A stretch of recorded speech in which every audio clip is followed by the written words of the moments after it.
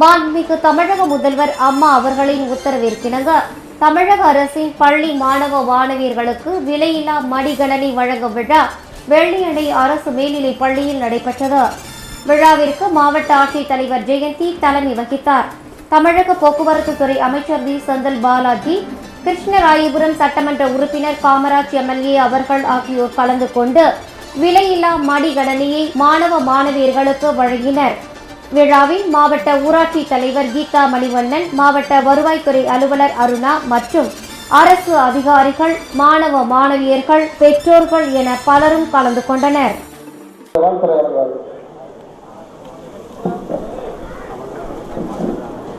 பள்ளியிலே பயிலக்கூடிய மாணவ செல்வங்களை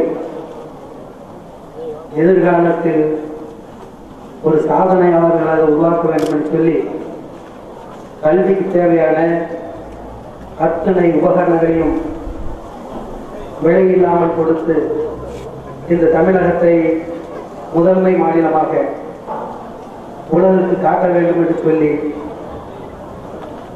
அண்ணும் வயலாக கனவு கண்டு கொண்டிருக்கக்கூடிய புரட்சி தலைவி அம்மா அவருடைய உத்தரவோடு இன்று விலையில்லா மடிக்கணினி வழங்கும் விழாவில் சிறப்பான முறையில் தலைமையேற்று நடத்தி கொண்டிருக்கிற கரூர் மாவட்ட ஆட்சித்தலைவர் அவர்களே, விழாவில் கலந்து கொண்டு இங்கே இருக்கக்கூடிய அத்தனை மாணவ செல்வங்களுக்கும் மாண்புமிகு அம்மா அவர்கள் இன்றைக்கு தமிழகத்திலே 3வது முறையாக ஆட்சி அமைத்து கல்விக்காக, குறிப்பாக உங்களுக்காக என்னென்ன திட்டங்கள் தீட்டிருக்கிறார்கள், அந்த திட்டத்தின் வாயிலாக எவ்வளவு நிதி ஒதுக்கியிருக்கிறார்கள் என்று பேருரை வழங்கி இங்கே விலையில்லா மடிக்கணினி அவருடைய கரங்களில் வழங்கி பேருரையாற்ற வந்து அமர்ந்திருக்கக்கூடிய போக்குவரத்து துறை அமைச்சர் மாண்புமிகு வி செந்தில் பாலாஜி அவர்கள் விழாவில் கலந்து கொண்டு சிறப்பு கொடுத்து கொண்டிருக்கக்கூடிய மாவட்ட ஊராட்சி குழுவினுடைய தலைவர் அவர்களே, துணைத் தலைவர் அவர்களே, ஒன்றிய குழுவுடைய பெருந்தலைவர் அவர்களே, துணைத் தலைவர் உள்ளிட்ட இங்கே கலந்து கொண்டு சிறப்பு சேர்த்து கொண்டிருக்கக்கூடிய மாவட்ட ஊராட்சி குழு உறுப்பினர் தம்பி முருகன் உள்ளிட்ட ஊராட்சி மன்ற தலைவர் தம்பி செல்வம் உள்ளிட்ட அத்தனை உள்ளாட்சி பிரதிநிதிகளுக்கும், இங்கே கலந்து கொண்டு சிறப்பித்துக் கொண்டிருக்கக்கூடிய முன்னாள் சட்டமன்ற உறுப்பினர் அண்ணா அவர்களுக்கும், இங்கே கலந்து கொண்டு சிறப்பித்துக் கொண்டிருக்கக்கூடிய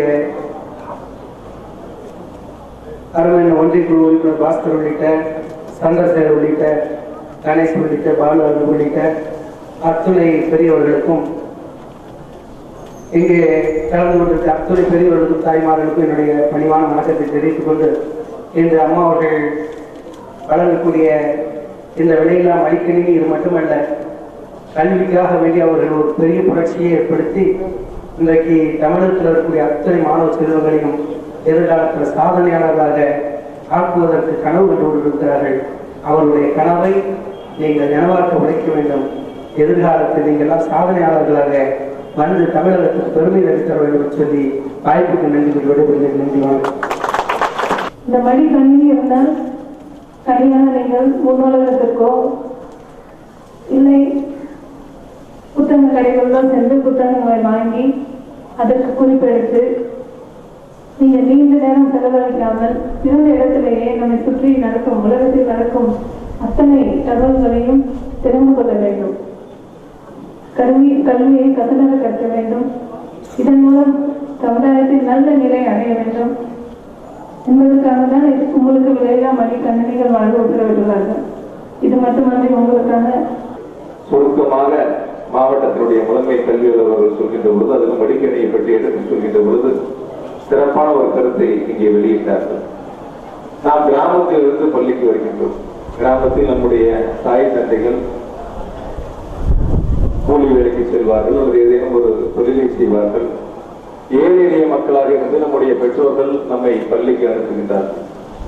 அப்படி நாம் பள்ளிக்கு வருகின்ற பொழுது பள்ளியிலே பயில்வதற்குண்டான தேவைகள், பாடநூல்கள், நோட்டு புத்தகங்கள் எல்லாம் தேவை என்று சொன்னால் பெற்றோரிடத்திலே கேட்கின்ற பொழுது பள்ளி தொடங்கப்படுகின்ற வாரம் வரை பெற்றோரிடத்திலே சாக்கு போக்கு சொல்லி பள்ளி தொடங்கி 1 மாத காலம் வரை பெற்றோரிடத்திலே கேட்டு நம்முடைய தேவைகளை பூர்த்தி செய்ய வேண்டும்.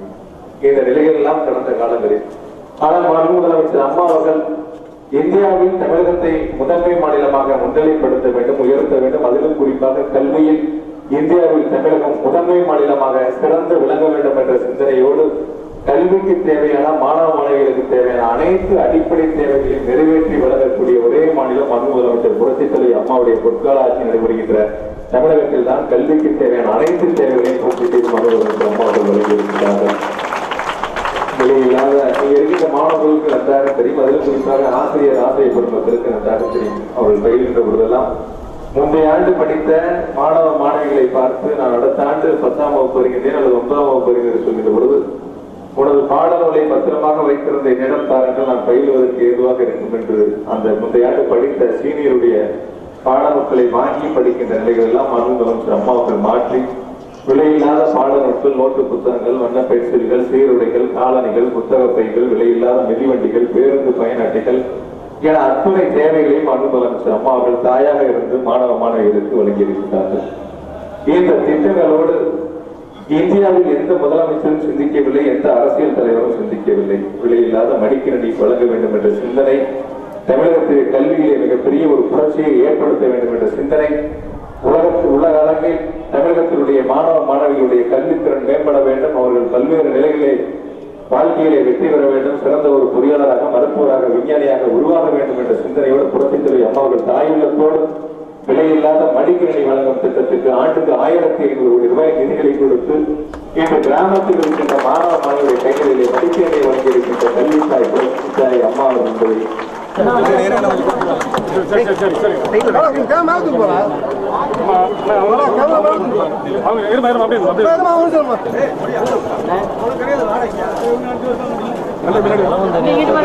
பின்னாடி போன பின்னாடி மாதிரி